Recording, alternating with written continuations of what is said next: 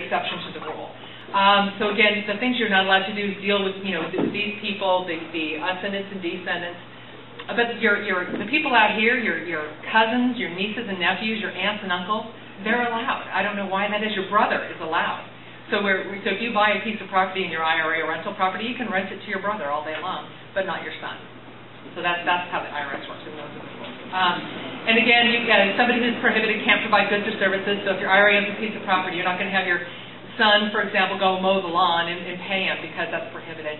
Now that said, there's really not an IRS squad out there ready to get you. If you mow your lawn, you obviously want to act within the law. But the IRS has auditing manuals for what goes into an IRA and what comes out of an IRA, but what happens within an IRA, I don't think there's a field manual for that. But you just want to be really cautious of prohibited transactions, because the worst case scenario is the IRS can disallow your IRA, and the penalty ultimately, if you completely ignore them, can be up to 150% of the value of your IRA. So it's just better to play with the rules. And the rules are pretty, and one person, there's actually a story I'll tell you offline about that. But Entrust has been around, like I say, for 28 years. We have so many people investing in all kinds of different things. We have some of our clients even purchase racehorses with their IRA. You can. It's for investment purposes. We had a marketing seminar in September. We took a look at what are people investing in. There were 47 different asset classes. Number one was real estate. And we know, everyone in this, I've been a realtor for 16 years.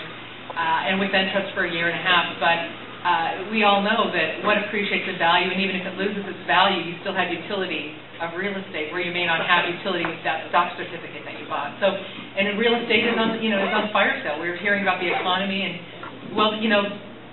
if you want a great opportunity, look for a great problem, and here we have it, right? So a lot of people are snatching up properties in their IRA. But what's the beautiful thing about it, why would you buy a property with your IRA? Because you're not going to take the tax deduction. You're not going to write off depreciation. You're not going to write off the interest. But why buy a property with your IRA? And the answer is, buy property outside your IRA, but use it inside your IRA, because you get tax advantages. If you have a Roth IRA, the proceeds that grow are going to be tax-free for life. That's pretty great if you qualify for a Roth. Or if you qualify for an individual K with a Roth component. Again, your proceeds can be tax-free, or at least tax-deferred. If it's in a traditional IRA or something like that, you buy a property today, you sell it in 10 years, you make this huge profit. You're not going to pay income tax in that tax year on that whole gain. You're going to put it in your IRA, and you're going to pay the income tax, but as you take it out. Maybe when you're 70 and a half, you have the required minimum distribution. Maybe that's when you pay it, but you're not going to get hit with that all at once. So there are lots of great reasons to invest with your IRA, including maybe you find a great opportunity, and there are lots of them out there now. What are you going to use to buy that property? You find a great deal. Are you going to go, maybe you're going to use your home equity line of credit? Maybe not. The equity in your home, that's what we used to do.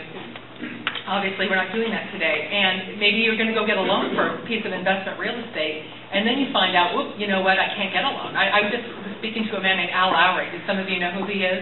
He was, he's a big commercial real estate investor. He was speaking at an event I was speaking at, and he was telling me how he couldn't get a commercial loan. I thought, oh my gosh, if he can't get the loan.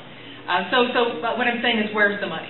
And I'm telling you that there are even still trillions of dollars locked up in IRAs. Only 1% to 2% of IRAs are taxed as self-directed. If you are out there representing clients, your clients want to know, how can I buy this piece of property? You want to sell it to them? One of your qualifying questions is, do you have an IRA? If they're buying the property for investment purposes only, they can use that IRA money to purchase the property. And as I mentioned, as long as they close concurrently, they can even partner with themselves. So that's why what I have to say to you is important, because where's the money today? It's in people's IRAs, and people are certainly looking for a better return than they're getting in the stock market. And with a self-directed IRA, you can invest. We say invest in what you know best.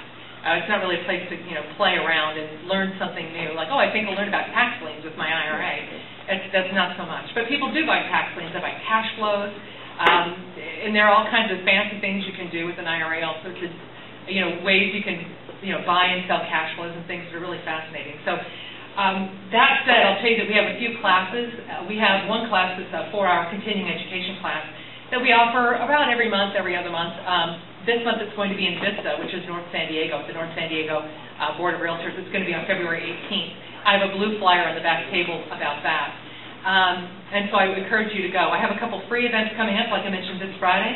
at First American Title, that's over at the 55 and the 405, that beautiful campus they're building too. We're going to be talking about real estate syndications, pooling IRAs to buy property with a CPA and a lawyer. And then on Friday the 13th, we're going to talk about the checkbook IRA. Anybody heard of the checkbook IRA? Yeah? Okay, well, it's basically where you could have a single-member LLC and your IRA buys the units of that LLC.